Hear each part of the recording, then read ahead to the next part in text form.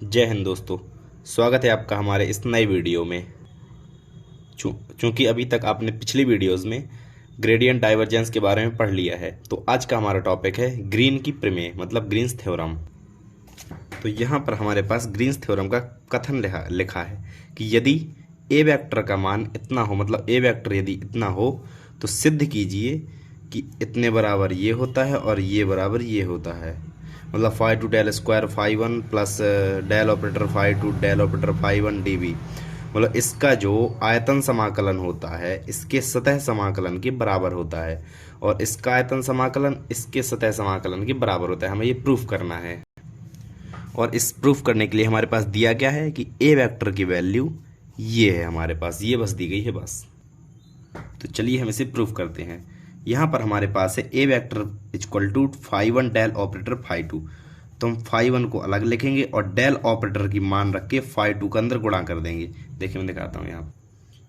इस प्रकार हमने डेल ऑपरेटर की वैल्यू रख के फाइव टू का अंदर हर एक पद में गुणा कर दिया है। अब आगे फाइव वन का भी हम आगे से मतलब आगे तरफ से गुणा करेंगे, यहाँ आगे यहाँ फाइव वन का हम आगे से अंदर पूरे कोष्ठक में गुणा कर लेते हैं। इस प्रकार हमने ए वेक्टर की वैल्यू निकाल ली है। यहाँ पर फाइव वन के अंदर यहाँ गुणा कर दिए, फाइव वन तीनों जगह फाइव वन गुणा कर लिया और हमारे पास ए वेक्टर की वैल्यू निकल आई। अब हम क्या करेंगे, अब हम दोनों पक्षों का डाइवर्जेंस लेंगे। तो हम लिखेंगे दोनों पक्षों का डाइवर्जेंस लेने पर, दोनों पक्षों का डाइवर्जेंस लेते हैं। Divergence A vector equal to divergence, और जो आगे है इसे लिख लेंगे हम। अब हमने यहाँ पर दोनों पक्षों का डाइवर्जेंस ले लिया है, इस वाले कोष्ठक को सेम लिख दिया है। अब डाइवर्जेंस का मतलब होता है डेल ऑपरेटर और किसी जो भी सदिश है हमारे पास उसका डॉट प्रोडक्ट। यहाँ पर डॉट है, नॉर्मली डाइवर्जेंस लिया तो यहाँ पर डॉट है, और इसे सेम का सेम फिर वैसे ही हम लिख लेंगे। तो यहाँ पर हमने डेल ऑपरेटर के बाद दूसरा कोष्ठक सेम लिखते हुए डेल ऑपरेटर की नॉर्मली वैल्यू रख दी है। यहाँ पर डेल ऑपरेटर का जो ही मान होता है वो रख दिया है, और इस कोष्ठक को सेम। अब यहाँ पर चूंकि हम जानते हैं डॉट प्रोडक्ट लगा है, चूंकि डॉट लगा है तो आई का आई से गुणा करेंगे, जे का जे से और के का के से गुणा करेंगे, नॉर्मली है।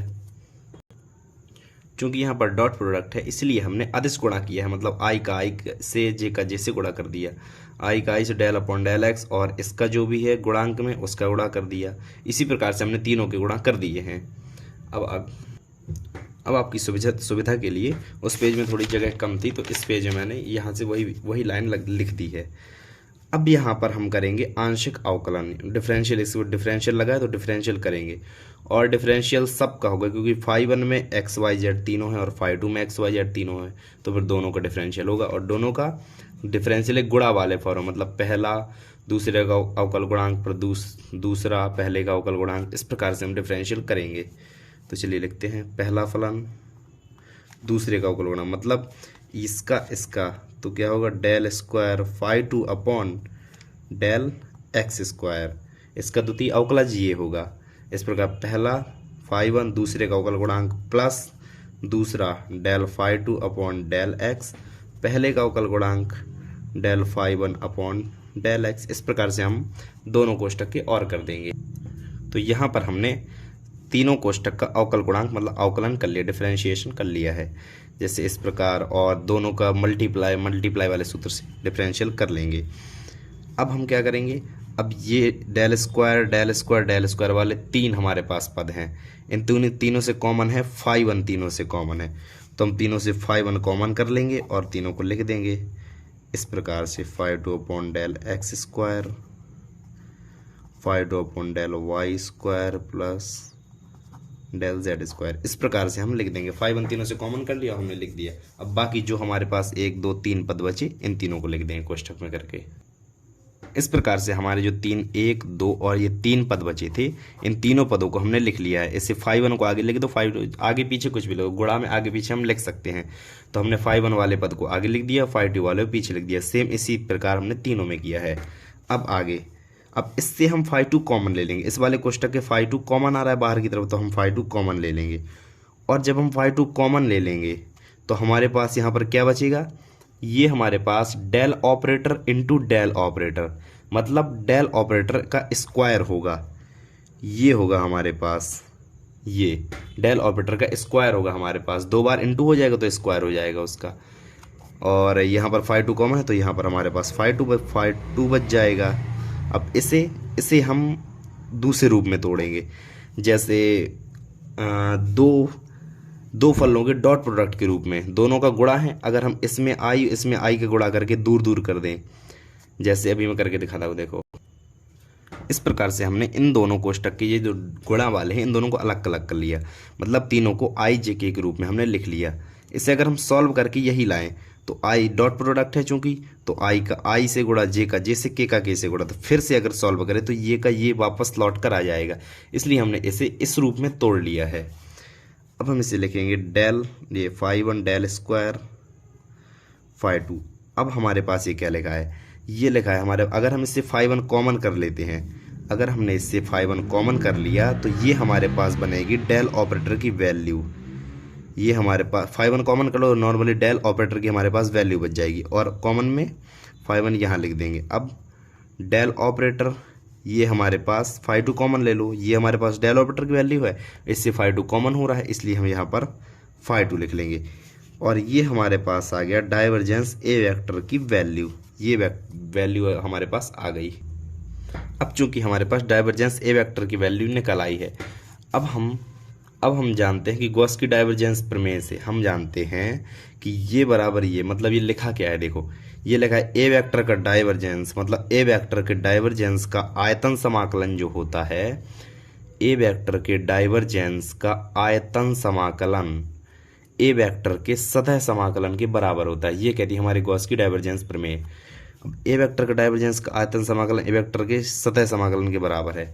अब नॉर्मली ए वेक्टर का डाइवर्जेंस है तो इसकी जो भी वैल्यू निकली है वो इसमें हम यहाँ पे पुटअप कर देंगे, इस प्रकार से v है। अब हम डाइवर्जेंस जो भी वैल्यू बिल्कुल सेम वैसी की वैसी लिखना है हमें, फाई टू प्लस, इस प्रकार से हमने जो ए वेक्टर के डाइवर्जेंस की जो भी वैल्यू यहाँ पर आई है वो हमने यहाँ पर पुटअप कर दी है, सिर्फ वैल्यू पुटअप किया और हमने कुछ नहीं किया।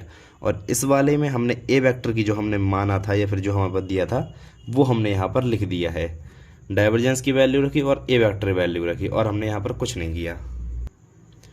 इस वाले समीकरण को हमने नंबर 1 डाल दिया। अब हम फाई वन और फाई टू को समीकरण 1 में जो कुछ भी है उसके फाई वन और फाई टू को आपस में इंटरचेंज कर देंगे, मतलब परस्पर बदल देंगे आपस में। इस प्रकार से हमें सिर्फ फाई वन की जगह फाई टू लिखना है और फाई टू की जगह फाई वन लिखना है, बस और कुछ नहीं करना। फाई वन और फाई टू को आपस में इंटरचेंज करने पर हमें हमारे पास ये वाली इक्वेशन आती है, इससे हम इक्वेशन नंबर 2 डाल देते हैं। अब ये वाली जो इक्वेशन है आपने शुरुआत में देखा होगा, हमें यही चीज़ प्रूफ करनी थी। सबसे पहला जो था ये हमारी ये चीज़ प्रूफ हो चुकी है। आप एक बार दोबारा देख लें, हमारी ये चीज़ प्रूफ हो चुकी है यहाँ पर इस प्रकार से। अब जो समीकरण 1, अब हमें दूसरी चीज़ प्रूफ करनी है। हमारी एक चीज़ तो हो गई प्रूफ ऊपर वाली, अब नीचे वाली ये चीज़ हमें प्रूफ करनी है।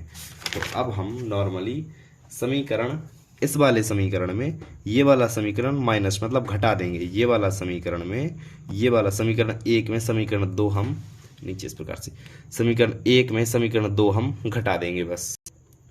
अब चूंकि हम इस वाले समीकरण में ये वाला समीकरण माइनस कर रहे हैं तो ये हमारा होगा, फिर माइनस ये होगा, ये हमारे डेल ऑपरेटर के बाद फाई टू है, डेल ऑपरेटर के बाद फाई वन है, इसलिए ये तो कटेंगे नहीं। अब हमारे पास ये वाला प्लस में हो जाएगा, ये माइनस में हो जाएगा, तो ये प्लस माइनस के आपस में कट जाएंगे क्योंकि गुणा लगा है बीच में, तो ये प्लस माइनस के आपस में कट जाएंगे। तो हमारे पास ये माइनस ये इंटू डी वी, पहले कोष्टक में हमारे पास ये आएगा एक तरफ। इस प्रकार से जो हमारा पहला पद है माइनस दूसरा पद, और दूसरा जो पद था वो दोनों आपस में कट जाएंगे।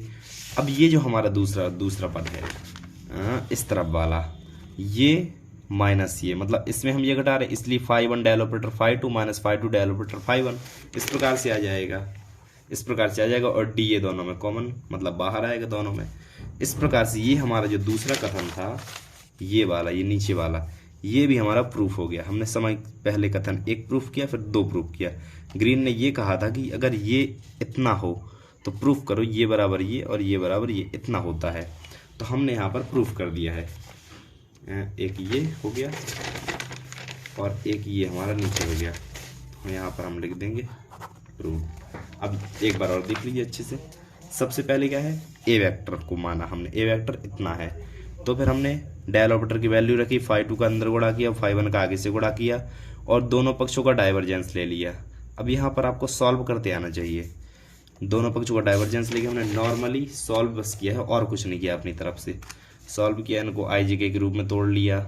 अब बस अब हमारे पास, अब हमें गॉस की डाइवर्जेंस थ्योरम, गॉस की डाइवर्जेंस थ्योरम में ये कहा गया है, तो इसमें हमने डाइवर्जेंस की वैल्यू रख दी और ए वेक्टर की वैल्यू रख दी बस दोनों पक्षों में, और फाई 1 फाई 2 का आपस में इंटरचेंज कर दिया और हमारे पास एक ये चीज़ प्रूफ हो गई और एक हमारे पास ये चीज़ प्रूफ हो गई।